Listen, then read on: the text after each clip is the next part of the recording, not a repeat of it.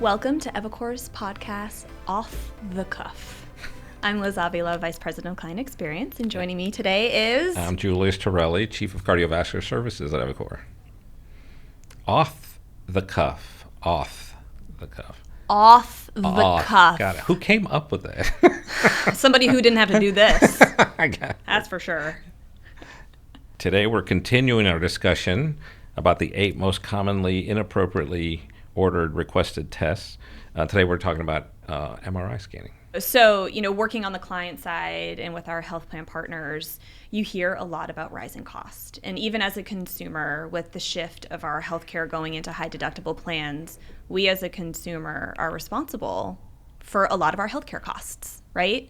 And so when we talk about inappropriate ordering, when we talk about our value to our health plans and really to the overall healthcare system, there's something to be said for if you're not getting a test that's not appropriate for your medical condition, we're also not paying for it.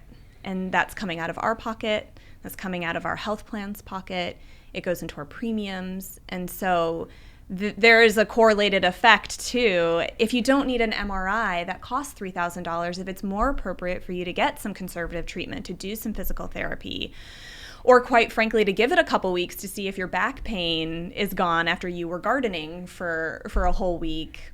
Well, and if you look at Medicare, you take Medicare and Medicaid, then we're all paying for that. Socially, we're paying for that, right? As well. So, yeah.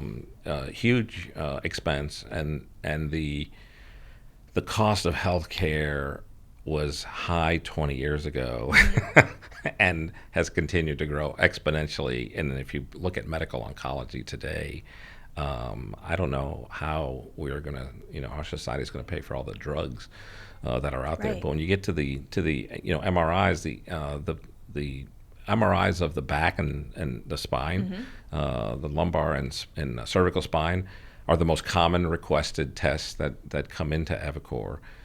And as you were saying, most back pain is muscular. It's structural. It's not due to herniated discs or ruptured disc or herniated disc, things like that. It's a muscular sort of issue, sometimes from doing too much on the weekend. Sometimes, probably most commonly in our society today, is from sitting too much, actually. So, when you sit, you get your hip flexors get tight.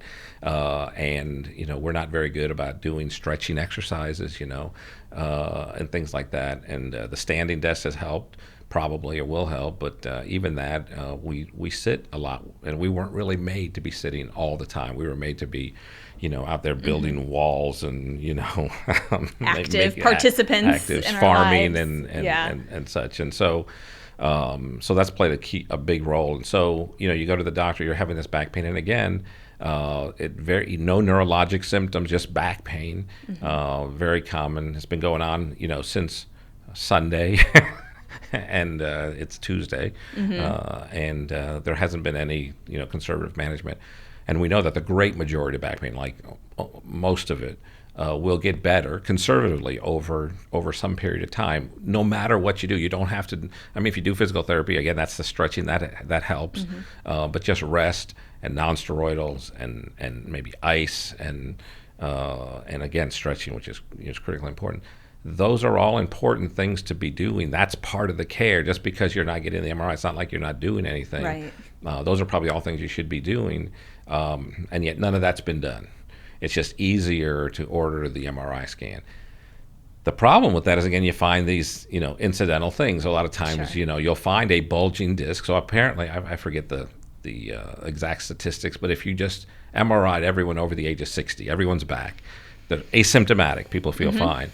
You'll see a whole lot of bulging discs, and even a few like really bad, like herniated discs and things like that, people aren't having any symptoms necessarily. So bulging discs don't necessarily cause symptoms. In fact, they probably don't maybe ever cause symptoms really. But yet you see them if someone's having pain, and you see it on the MRI scan, and guess what?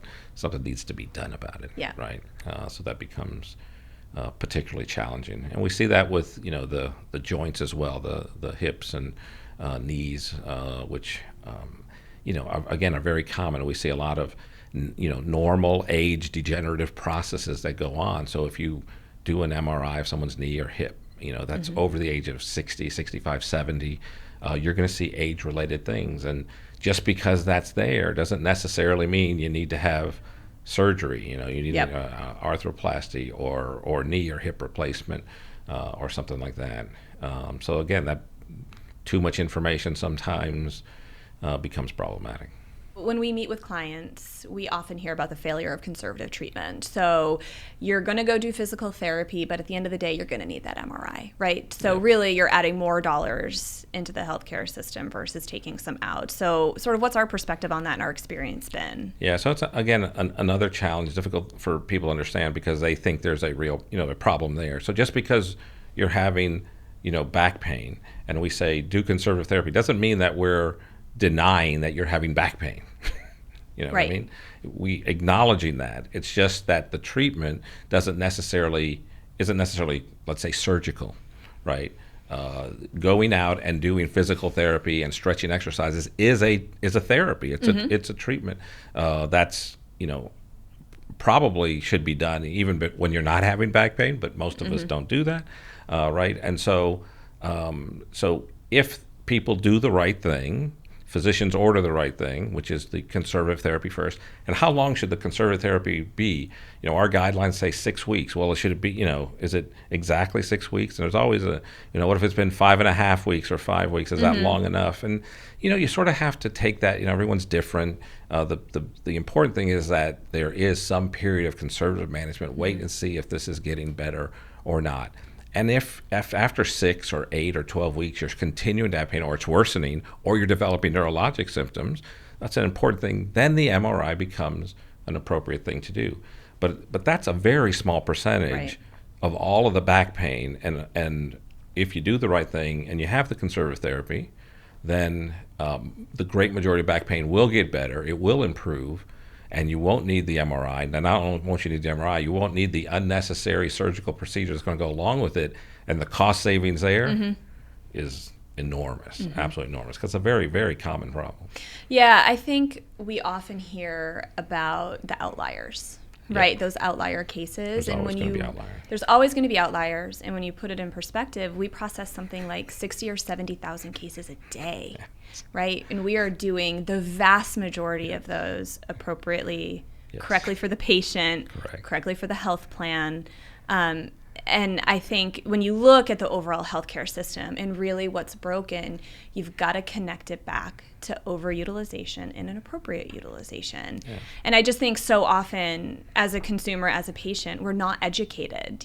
By and large, we don't really understand prior authorization and what's appropriate and what's inappropriate and how it affects our bottom line too. And so I think there's a lot of education that needs to be out there.